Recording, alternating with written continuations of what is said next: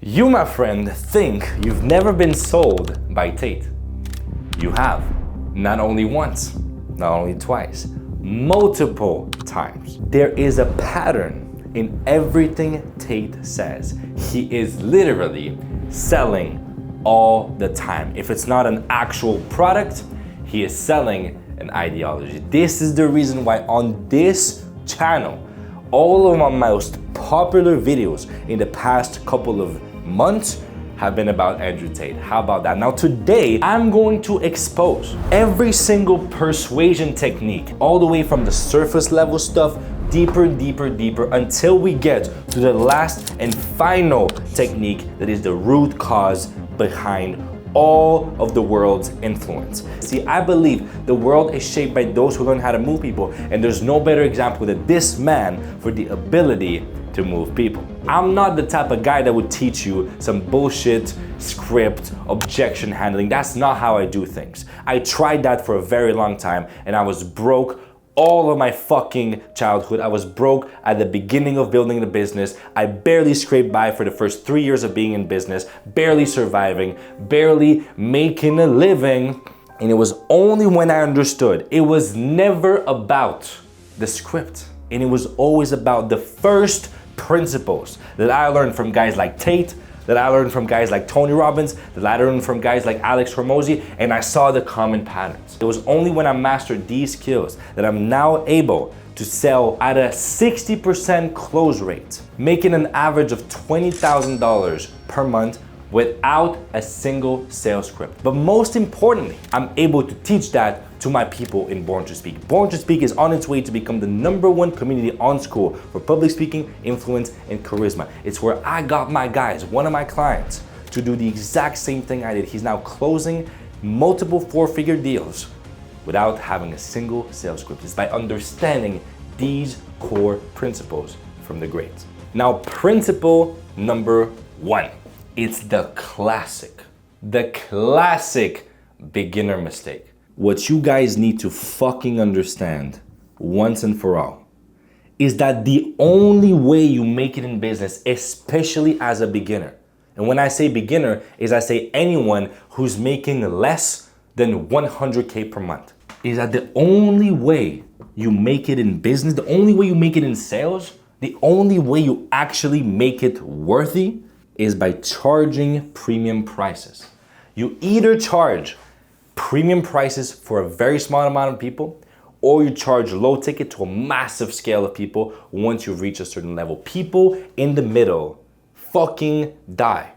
And I've heard that mistake. Here's the classic mistake. This is what my people tell me also when joining the community. A lot of people, they are brainwashed by that shit for some reason. They believe that the way you master sales is by competing on prices. Competing on pricing. They believe that you should watch all your competitors and look at who is the cheapest in that moment in time and then go even cheaper. Guess what? You can only go down to 0. It's a fucking death sentence to your business. You can only compete all the way to 0. That's how businesses die. The big guy will just beat you by having more cash up front to charge lower, and then you're fucked.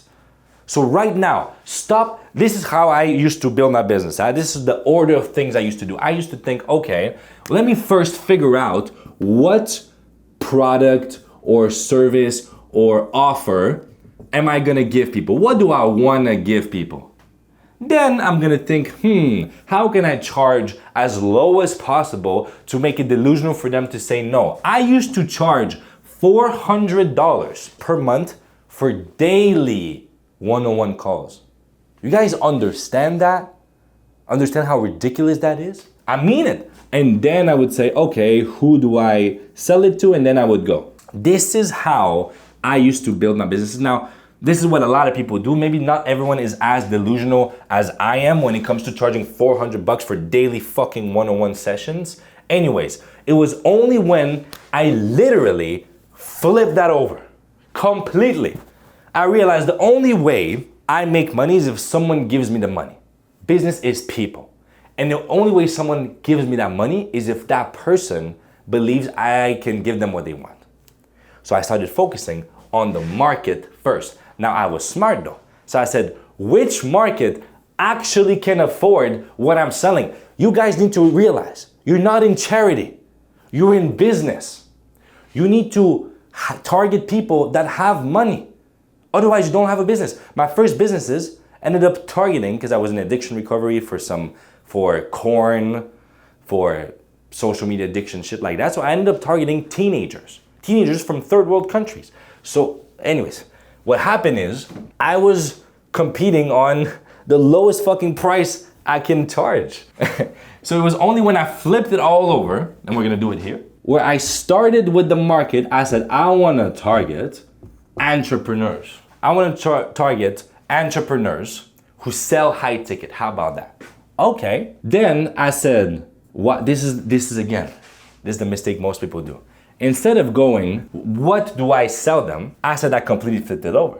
So I said, what will make it delusional for them not to pay $5,000? That's the first time I sold a high ticket product, $5,000.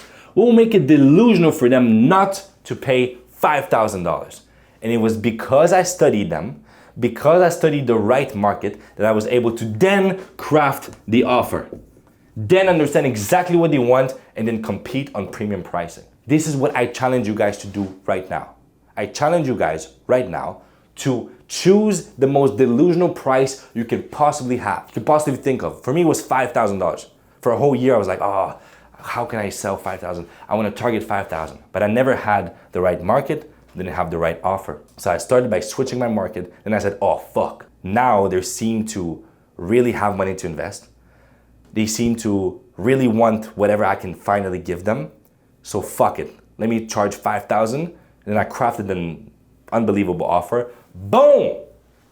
And that's where everything just exploded. I finally understood. The game is in the premium. And now the thing is, that story, that delusion that we must compete on prices will always be out there.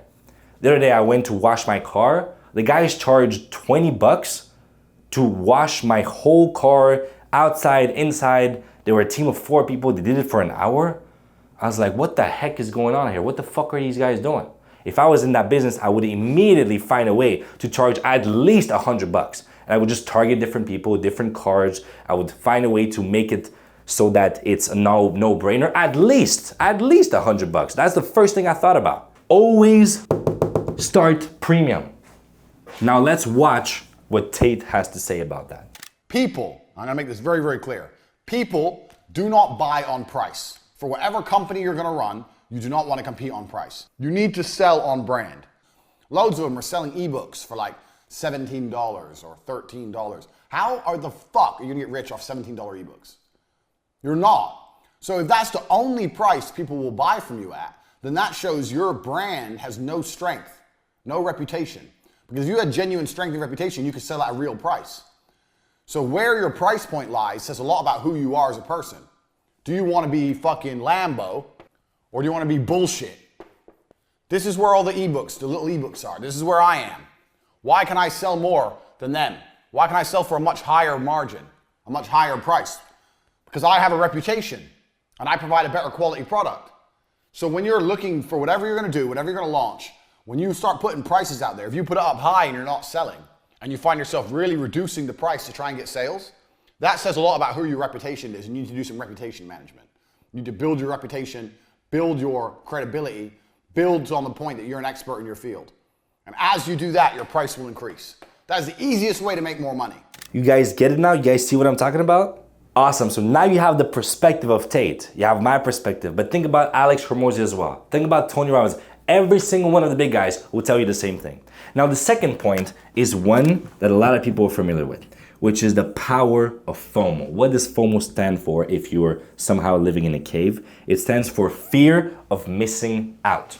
Fear of missing out is that feeling that most of us experience in the big crypto bull run. You know that feeling where you're like, if I don't buy now, like maybe I'll miss out on the next fucking bull run. Oh no, what do I do? Oh fuck. This is the feeling. Now, how do you create that feeling in your speaking, in your sales? Very simple. You gotta literally just stir up the pain if they don't join you and stir up the pleasure if they do. You want to create a heaven. You want to be like, I'm going to lead you to the promised land. Literally, I'm going to lead you to heaven, metaphorically. And then if you stay where you are, not my fault, but you're going to stay in hell. It's us against them. It's the common enemy. It's the join now or the train is leaving. Now, the only way though, you can understand what is the pain and what is the pleasure of the person, what are they moving away from and what are they moving towards, is by understanding the next point. So that's why I told you guys it's an iceberg. The next point, which is active listening. A lot of you fuckers listen to answer, and very few of you guys listen to understand. Think about it this way. How do you feel? I've been on sales calls as a prospect. People have sold me stuff. How do you feel when you join, the person asks you the same fucking general question, where are you calling from, bro? And then they start with like, okay, so today I have a couple of questions for you, bro. And then if it's a right fit, we're gonna go for it. If not, no. Okay, good for you, awesome, let's start. And then they ask you some questions as an interview. It's as if it's a fucking interview. You would share something deep with them, something painful, something emotional, and then they would jump right next to the next question. It's bullshit. No one wants that. It's like if you're on a date and the person is asking you questions, a few questions, and then starts talking about themselves. You hate that. Now, how do you feel when someone genuinely cares? Looks at you in the eyes and asks the question, then listens, and then dives deeper into what you just said. Interesting what you said there, repeats what you said, leans into it. That's what I teach my team. I'm gonna give you guys a little secret. What I teach my appointment setters is this, 3 steps. You acknowledge first what the person told you. They shared pain with you.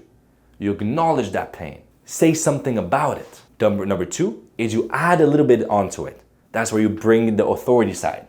So you acknowledge what Jesus said. It makes me think that's what I used to do on my way to whatever. Then you share maybe a testimonial. It's funny because that's what my client used to say right before we got him to scale to 20K per month, whatever. And then you ask another question. That's active listening. It's acknowledging what you just heard, truly feeling it, adding something to it, and then asking another question. There's an even deeper level, which is just holding pure space for the person. Because what happens is if you hold pure space and you're truly listening, you honestly care, the person will start revealing more and more and more about themselves. That is the leverage you need for the FOMO. You get it? Now let's go even deeper. The only way someone would actually start sharing stuff with you in the first place, or start sharing anything that matters to them in the first place, is if they have what? Trust.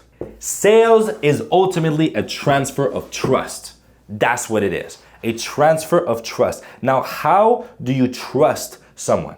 Trust is built on proof. If I was to speak right now with Alex Hormozy or Tony Robbins, these are the guys that I really learned the most from in the game of business. And if I was to have a conversation with them, we never spoke in our entire lives, but I have so much proof. Their personal brand is so strong. They have so many testimonials. They've helped so many people. They've helped me. Another example is Charlie Morgan, another guy. I never actually watched his stuff, but I just opened his testimonials. He has thousands and thousands of them. So if I was to speak with him one-on-one, I would automatically trust him. Now, what happens for most people, even in my case, I have plenty of testimonials. I have a few thousand subscribers on YouTube, almost 600 people on School. I'm the 3rd largest community about public speaking on School. It's some cool shit out of dozens. It's already enough for you guys to be like, I'm lucky enough that what I teach, I can also demonstrate while teaching it. I teach speaking, I teach persuasion. You guys can see I'm good at what I do as I'm doing it. But what if you're in something completely different? Like the niche I used to be in, addiction recovery. A lot of guys are making a lot of money in it. It's just my approach was very shitty. I'm not saying it's a wrong niche, but if you're in something like addiction recovery, you cannot demonstrate it. You cannot demonstrate it. And if you're still beginning, what's the only way? How does someone trust you? Certainty.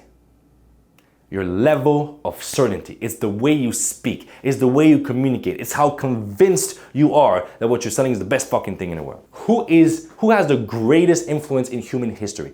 Who's the most famous man in human history? Really think broad, like open your mind. Who could I be talking about? Most famous in human history? Jesus. If Jesus came to your village for the first time, you never heard of him, came to your village, goes to you and goes, I and the Father are one. Your sins are forgiven. Was the only way you could possibly believe that. How did he build this massive fucking reputation? If you just look at it from the perspective of communication, not only the spiritual perspective, but the human psychology perspective, because he was also human. How can he immediately earn people's trust from the beginning? It's because he had the ultimate certainty. He was fully, ultimately surrendered to God. There's something going on that's deeper. That's what I'm talking about. You can call it whatever little label you want to. If the only thing you believe in is science or nature, then that is the big thing. That is God. That's your version of God. This is the ultimate power you can have. So by definition, the more you surrender to that, the more present you are in that, the more you fucking expand, the more faith you have, the stronger your level of certainty will be.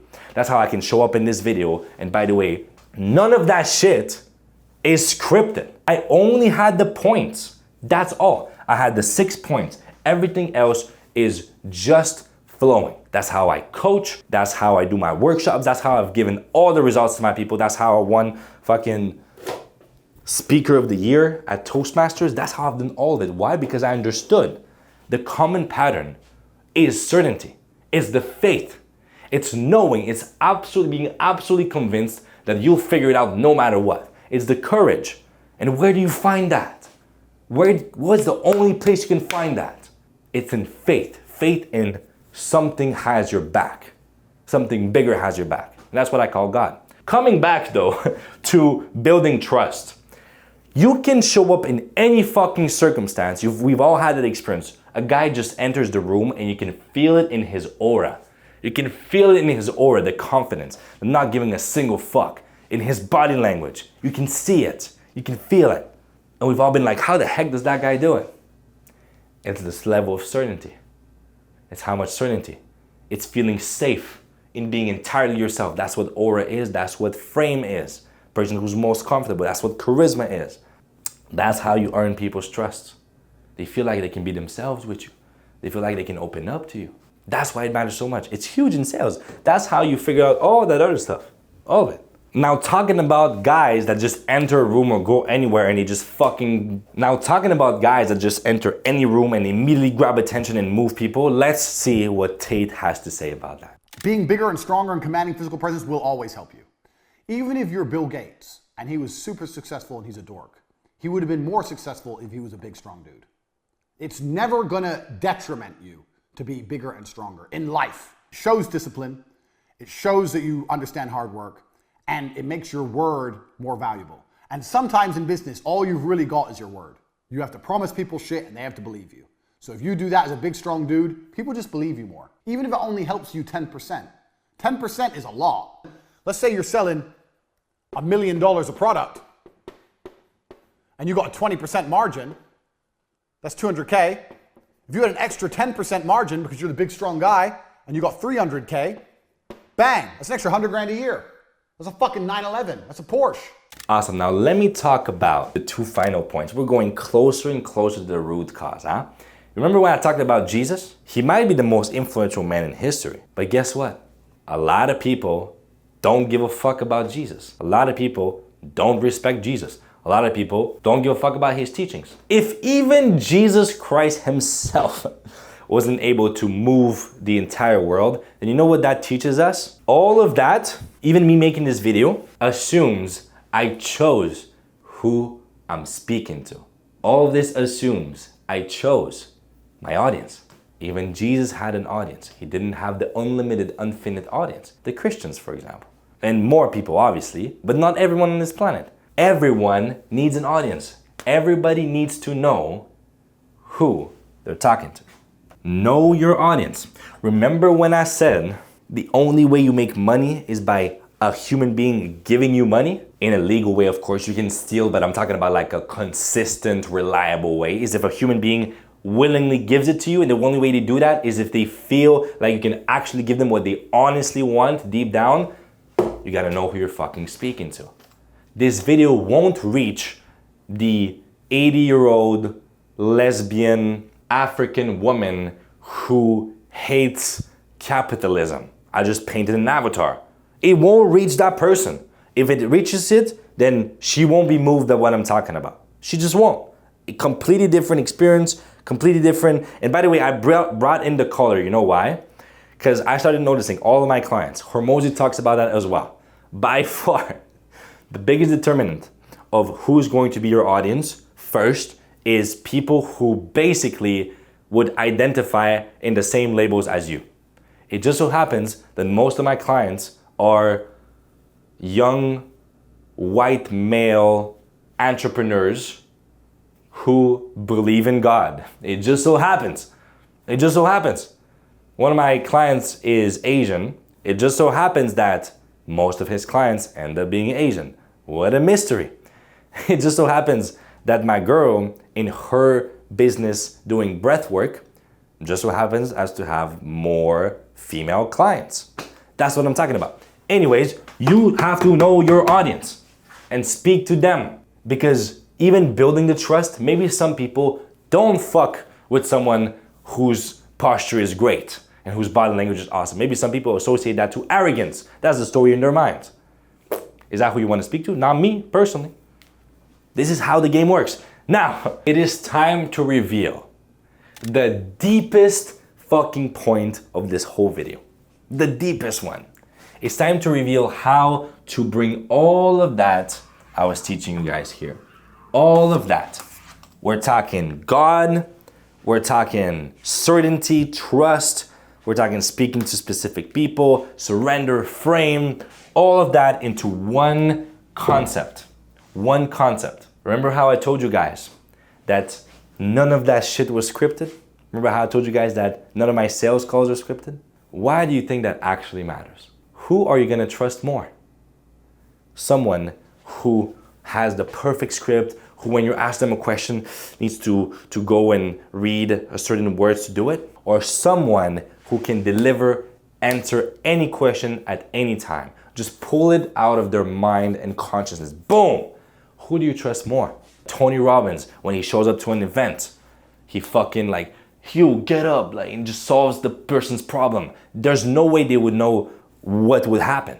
There's no way he would know what the person will ask. That's why he's able to do that for decades and earn people's trust more and more and more. That's why in my workshops, people get so many results and they keep on showing up. It's because I'm earning their trust over and over again. You know why? You know how? By mastering one thing, which is improv psychology. The ability for you to build so much trust in yourself, to have a self-image so close to God itself, so detached from external outcomes, so detached from fear, so present that you can show up in any fucking environment and know that God has your back. Know that you'll deliver no matter what. That's the real fucking power. That's why I can show up on a call, and by understanding the core principles, by understanding the first principles I'm teaching you guys here, I can show up and fucking close the deal. That's how I can teach someone, get them a result. Every situation in life will require a different part of you. If it was as simple as having a little script, having a little system, then humanity would be in a very different place. There's this fun thing in life called chaos. You cannot predict what's gonna happen in the future. By definition, there's no way for you to know exactly what's gonna happen in the future. Otherwise, the world will be a very different place.